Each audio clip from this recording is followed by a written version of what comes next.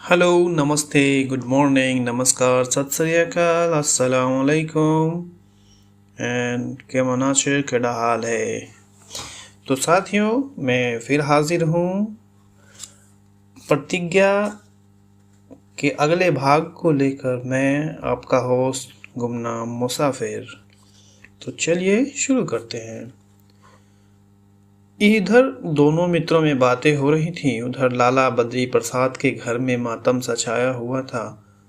लाला बद्री प्रसाद, उनकी स्त्री देवकी और प्रेमा तीनों बैठे निश्चल नेत्रों से भूमि की ओर ताक रहे थे, मानो जंगल में राह भूल गए हों। बड़ी देर के बाद देवकी बोली, तुम जरा अमृत राय के पास चले जाते। बद्री प्रसाद ने आपत्ति के भाव से कहा, जाकर क्या करूं? देवकी, जाकर समझाओ बुझाओ, और क्या करोगे? उनसे कहो, भैया हमारा डोंगा क्यों मझधार में डुबाए देते हो? तुम घर के लड़के हो, तुमसे हमें ऐसी आशा न थी। देखो क्या कहते क्या हैं। बद्री प्रसाद, मैं उनके पास अब नहीं जा सकता। देवकी, आखिर क्यों, कोई हर्ज है? बद्री प्रसाद, अब तुमसे क्या बताऊं। जब मुझे उनके विचार मालूम हो गए तो मेरा उनके पास जाना अनुचित ही नहीं, अपमान की बात है। आखिर हिंदू और मुसलमान में विचारों ही का तो अंतर है, मनुष्य में विचार ही सब कुछ है। वह विधवा विवाह के समर्थक हैं, समझते हैं इससे देश का उद्धार होगा। मैं समझता हूँ इससे सारा समाज नष्ट हो जाएगा। हम इससे कहीं अधोगति को पहुंच जाएंगे। हिंदुत्व का रहा सहा चिन्ह भी मिट जाएगा। इस प्रतिज्ञा ने उन्हें हमारे समाज से बाहर कर दिया। अब हमारा उनसे कोई संपर्क नहीं रहा। देवकी ने इस आपत्ति का महत्व नहीं समझा,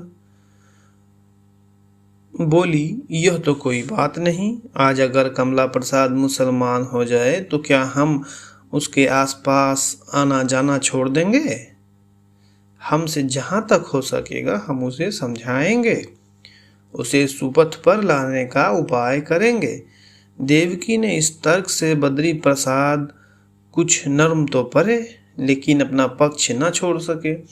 बोले, भाई मैं तो अमृत राय के पास न जाऊंगा। तुम अगर सोचती हो कि समझाने से वह राह पर आ जाएंगे तो बुलवा लो या चली जाओ, लेकिन मुझसे जाने को ना कहो। मैं उन्हें देखकर शायद आपे से बाहर हो जाऊं, कहो तो जाऊं। देवकी, नहीं, क्षमा कीजिए, इस जाने से ना जाना ही अच्छा है। मैं ही कल बुलवा लूंगी। बद्री प्रसाद, बुलवाने को बुलवा लो, लेकिन यह मैं कभी पसंद न करूंगा कि तुम उनके हाथ पैर पड़ो। वो अगर हमसे एक अंगुल दूर हटेंगे तो हम उनसे गज भर दूर हट जाएंगे। प्रेमा को मैं उनके गले लगाना नहीं चाहता, उसके लिए वरों की कमी नहीं। देवकी, प्रेमा उन लड़कियों में नहीं कि तुम उसका विवाह जिसके साथ चाहो कर दो। जरा जाकर उसकी दशा तो देखो, मालूम हो। जब से यह खबर मिली है ऐसा मालूम होता है कि देह में प्राण नहीं, अकेले छत पर पड़ी हुई रो रही है। बद्री प्रसाद, अजी 10-5 दिन में ठीक हो जाएगी। देवकी, कौन? मैं कहती हूँ कि वह इसी शोक में रो रो कर प्राण दे देगी। तुम अभी उसे नहीं जानते। बद्री प्रसाद ने झुंझला कर कहा, अगर वह रो रो कर मर जाना चाहती है तो मर जाए, लेकिन मैं अमृत राय की खुशामद करने ना जाऊंगा। जो प्राणी विधवा विवाह जैसे घृणित व्यवसाय में हाथ डालता है उससे मेरा कोई संबंध नहीं हो सकता। बद्री प्रसाद बाहर चले गए। देवकी बड़े असमंजस में पड़ गई। पति के भाव से वह परिचित थी, लेकिन उन्हें इतना विचार शून्य न समझती थी। उसे आशा थी कि अमृत राय समझाने से मान जाएंगे, लेकिन उनके पास जाए कैसे? पति से रार कैसे मोल ले? सहसा ऊपर से प्रेमा आकर चारपाई के पास खड़ी हो गई, आंखें लाल हो गई थी। देवकी ने कहा, रो मत बेटी, मैं कल उन्हें बुलाऊंगी, मेरी बात वह कभी न टालेंगे। प्रेमा ने सिसकते हुए कहा, नहीं अम्मा जी, आपके पैरों पड़ती हूँ, आप उनसे कुछ न कहिए। उन्होंने हमारी बहनों की खातिर तो यह प्रतिज्ञा की है। हमारे यहाँ कितने ऐसे पुरुष हैं जो इतनी वीरता दिखा सके। मैं इस शुभ कार्य में बाधक न बनूंगी। देवकी ने विस्मय से प्रेमा की ओर देखा। लड़की यह क्या कह रही है, यह उसकी समझ में न आया। प्रेमा फिर बोली, ऐसे सुशिक्षित पुरुष अगर यह काम न करेंगे तो कौन करेगा। जब तक ऐसे लोग साहस से काम न लेंगे, हमारी अभागिनी बहनों की रक्षा कौन करेगा। देवकी ने कहा, और तेरा क्या हाल होगा बेटी। प्रेमा ने गंभीर भाव से कहा, मुझे इसका बिल्कुल दुख नहीं अम्मा जी, मैं आपसे सच कहती हूँ, मैं भी इस काम में उनकी मदद करूँगी। जब तक आप दोनों का हाथ मेरे सिर पर है, मुझे किस बात की चिंता है। आप लोग मेरे लिए ज़रा भी चिंता ना करें, मैं कुंवारी रहकर बहुत सुखी रहूँगी। देवकी ने आंसू भरी आंखों से कहा, माँ बाप किसके सदा बैठे रहते हैं बेटी, अपनी आंखों के सामने जो काम हो जाए वही अच्छा। लड़की तो उनकी नहीं कुंवारी नहीं रहने पाती जिनके घर में भोजन का ठिकाना नहीं। भिक्षा मांग कर लोग कन्या का विवाह करते हैं। मोहल्ले में कोई लड़की अनाथ हो जाती है तो चंदा मांग कर उसका विवाह कर दिया जाता है। मेरे यहाँ किस बात की कमी है। मैं तुम्हारे लिए कोई और वर तलाश करूँगी। यह जाने सुने आदमी थे, इतना ही था, नहीं तो बिरादरी में एक से एक पड़े हुए हैं। मैं कल ही तुम्हारे बाबूजी को भेजती हूँ। प्रेमा का हृदय कांप उठा। 3 साल से अमृत राय को अपने हृदय मंदिर में स्थापित करके वह पूजा करती चली आती थी। उस मूर्ति को उसके हृदय से कौन निकाल सकता था। हृदय में उस प्रतिमा को बिठाए हुए क्या वह किसी दूसरे पुरुष से विवाह कर सकती थी। वह विवाह होगा या विवाह का स्वांग। उस जीवन की कल्पना कितनी भयावह, कितनी रोमांचकारी थी।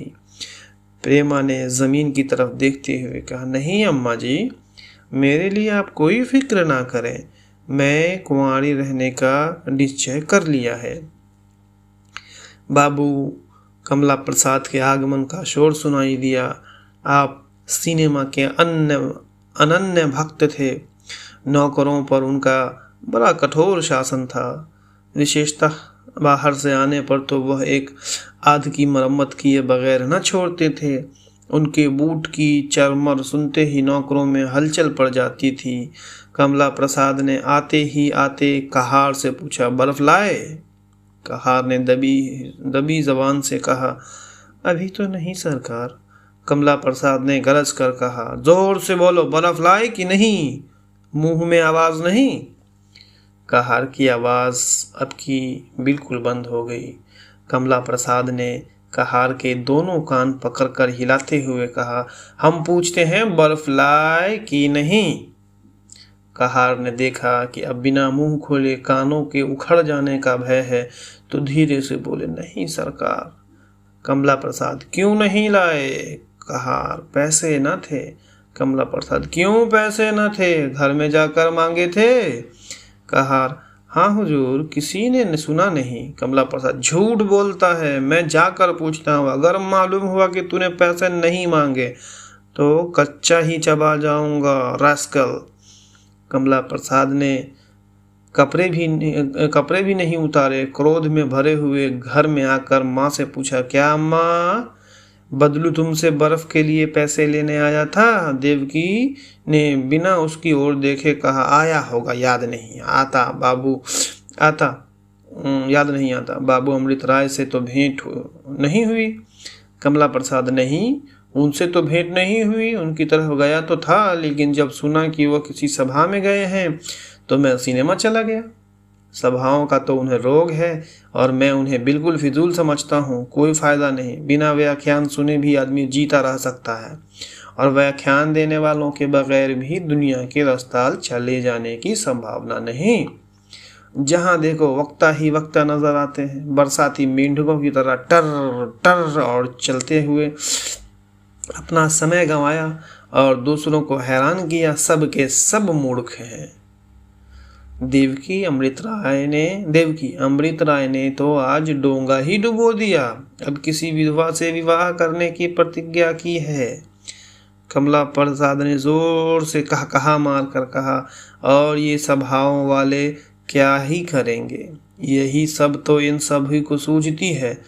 लाला अब किसी विधवा से शादी करेंगे? अच्छी बात है, मैं जरूर बारात में जाऊंगा, चाहे कोई और जाए या ना जाए। जरा देखूं नए ढंग का विवाह कैसा होता है। वहां भी सब व्याख्यानबाजी करेंगे। इन लोगों के किए और क्या होगा। सब के सब मूर्ख हैं, अकल किसी को छू नहीं गई। देवकी, तुम जरा उनके पास चले जाते। कमला प्रसाद, इस वक्त तो बादशाह भी बुलाए तो ना जाऊं।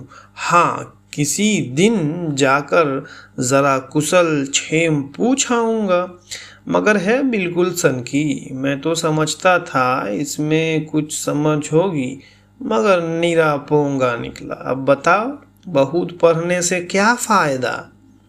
बहुत अच्छा हुआ कि मैंने पढ़ना छोड़ दिया। बहुत पढ़ने से बुद्धि भ्रष्ट हो जाती है। जब आंखें कमजोर हो जाती हैं तो बुद्धि कैसे बची रह सकती है। तो कोई विधवा भी ठीक हो गई कि नहीं? कहाँ है मिसराइन? कह दो अब तुम्हारी चांदी है, कल ही संदेश भेज दें। कोई और ना जाए तो मैं जाने को तैयार हूँ, बड़ा मजा रहेगा। कहाँ है मिसराइन? अब उनके भाग्य चमके रहेगी बिरादरी ही की विधवा ना, कि बिरादरी की भी कैद नहीं रही। देवकी, यो तो नहीं जानती, अब क्या ऐसे भ्रष्ट हो जाएंगे। कमला प्रसाद, यह सभा वाले जो कुछ ना करें वो थोड़ा। इन सभी को बैठे बैठे ऐसे ही बेपर की उड़ान की सूझती है। एक दिन पंजाब से कोई बौखल आया था, कह गया जात पात तोड़ दो, इस देश में फूट बढ़ती है। ऐसे ही एक और जंगलू आया, आकर कह गया चंवारों पासियों को भाई समझना चाहिए, उनसे किसी तरह का परहेज न करना चाहिए। बस सब के सब बैठे यही सोचा करते हैं कि कोई नई बात निकालनी चाहिए। बूढ़े गांधी जी को और कुछ न सूझी तो स्वराज ही का डंका पीट चले। सबों ने बुद्धि बेच खाई है। इतने में एक युवती ने आंगन में कदम रखा, मगर कमला प्रसाद को देखते ही डेवड़ी में ठिठक गई। देवकी ने कमला प्रसाद से कहा, तुम जरा कमरे में चले जाओ, पूर्णा डेवड़ी में खड़ी है। पूर्णा को देखते ही प्रेमा दौड़कर उसके गले से लिपट गई। पड़ोस में एक पंडित वसंत कुमार रहते थे, किसी दफ्तर में क्लर्क थे। पूर्णा उन्हीं की स्त्री थी, बहुत ही सुंदर, बहुत ही सुशील। घर में दूसरा कोई न था। जब 10 बजे पंडित जी दफ्तर चले जाते तो यहीं चली आती और दोनों सहेलियां शाम तक बैठी हंसी बोलती रहती। प्रेमा को इतना प्रेम था कि यदि किसी दिन वह किसी कारण से ना आती तो स्वयं उसके घर चली जाती। आज वसंत कुमार कहीं दावत खाने गए हुए थे। पूर्णा का जी उब उठा, यहाँ चली आई। प्रेमा उसका हाथ पकड़े हुए ऊपर अपने कमरे में ले गई। पूर्णा ने चादर अलगनी पर रखते हुए कहा, तुम्हारे भैया आंगन में खड़े थे और मैं मुंह खोले चली आती थी। मुझ पर उनकी नज़र पड़ गई होगी। तो आज के लिए बस इतना ही साथियों। कहानी का अगला भाग लेकर कल प्रस्तुत होता हूँ। तब तक के लिए नमस्कार, सत श्री अकाल, सलाम अलैकुम, अल्लाह हाफिज़, बाय बाय।